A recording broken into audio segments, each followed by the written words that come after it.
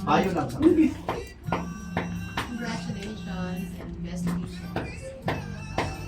Alam ko na hindi madali. Pero just ano lang.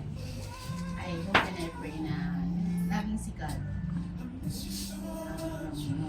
Yun lang. Be strong, be faithful. Alam natin na marami. Hindi perfect ang relationship, pero basta yung faith nyo at love nyo sa isa't isa at kay God, yun ang laging manguna. Yan.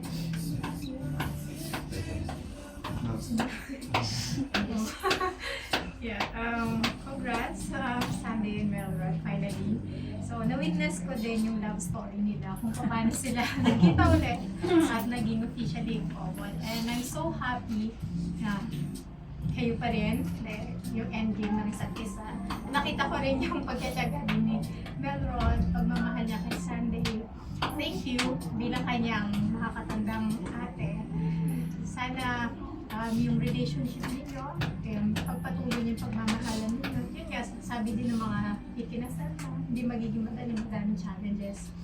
But I pray na forever and always put God as the center of the relationship.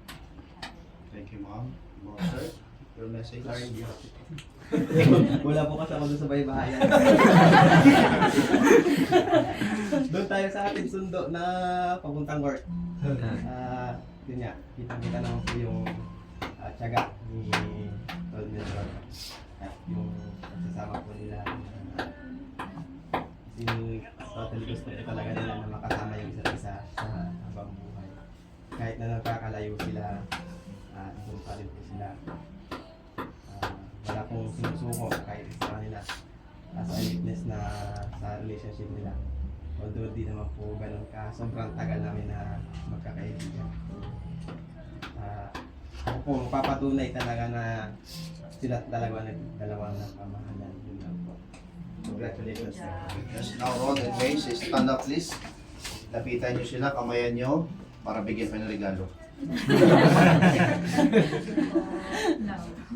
Lucky. Thank you so Contractor po. much.